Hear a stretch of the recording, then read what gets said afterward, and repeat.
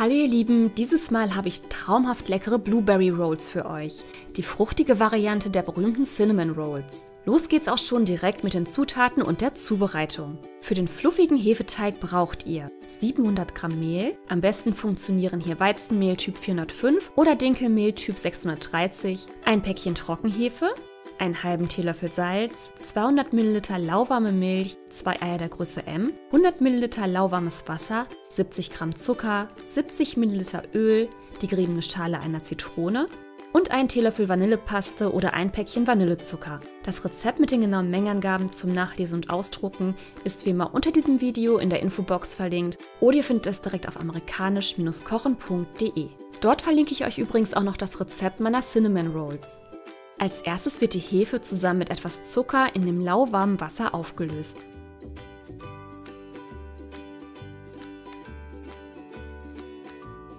Anschließend wird das Mehl in eine Schüssel gefüllt, eine Mulde geformt, die Hefe hineingegossen und das Ganze mit Mehl bedeckt.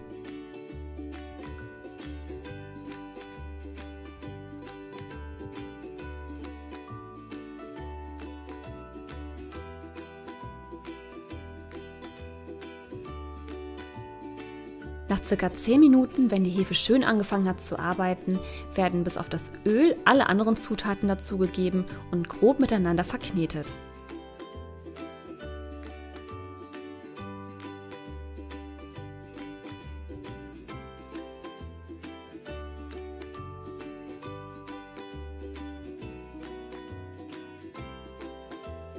Und sobald sich alles grob verbunden hat, wird noch das Öl hinzugegeben und das Ganze auf niedrigster Stufe 4 bis 5 Minuten zu einem geschmeidigen Teig verknetet.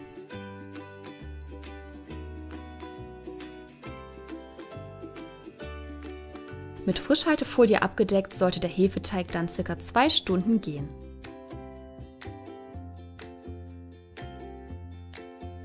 Nach der Gehzeit, wenn der Teig deutlich an Volumen gewonnen hat, kann es weitergehen. Für die fruchtige Füllung braucht ihr 3 Esslöffel zerlassene Butter, 250 Gramm frische Blaubeeren bzw. Heidelbeeren und 200 bis 250 Gramm Heidelbeerkonfitüre. Der Hefeteig wird auf einer bemehlten Arbeitsfläche auf 3 bis 4 mm ausgerollt und anschließend erst mit der Butter und dann mit der Konfitüre bestrichen.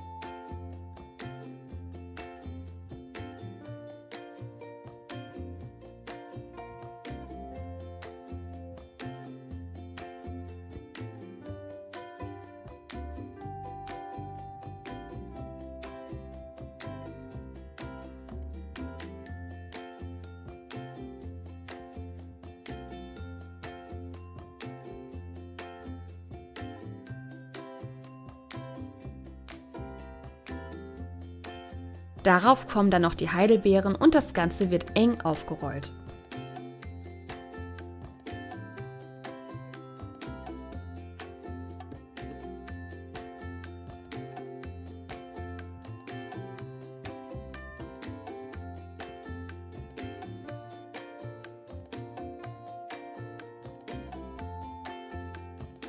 Zum Schluss sollte der restliche Teig dann über die Rolle geschlagen und festgedrückt werden.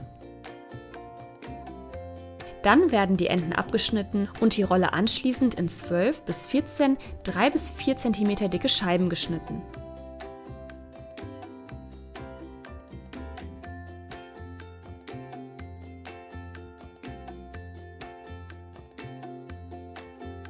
Die entstandenen Teigschnecken werden im Anschluss in eine gefettete, ofenfeste Form gelegt. Dabei sollte die Schnittfläche unbedingt nach oben zeigen. So müssen die Teigschnecken dann nochmal 20 Minuten gehen. Nach der Gehzeit können sie dann aber endlich gebacken werden. Und zwar 15 bis 20 Minuten bei 180 Grad Ober-Unterhitze. Während der Backzeit könnt ihr euch aber schon mal um das Topping kümmern. Dafür braucht ihr dann noch 250 Gramm Puderzucker, 3 bis 5 Esslöffel Milch, einen halben bis einen Teelöffel Vanillepaste oder ein halbes Päckchen Vanillezucker, den Saft einer kleinen Zitrone, 2 Esslöffel weiche Butter und später noch 2 bis 3 Esslöffel gehackte Mandeln. Für die Glasur wird dann einfach alles gut miteinander verrührt.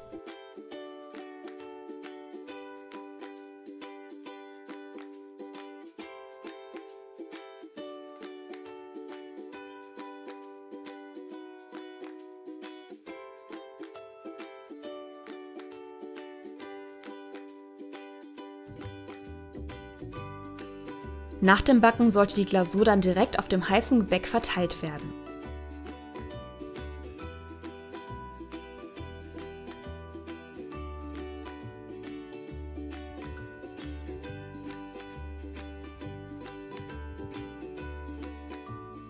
Die Leckerbissen schmecken übrigens warm genauso gut wie kalt, sollten aber wie fast jedes Hefegebäck so frisch wie möglich zubereitet werden.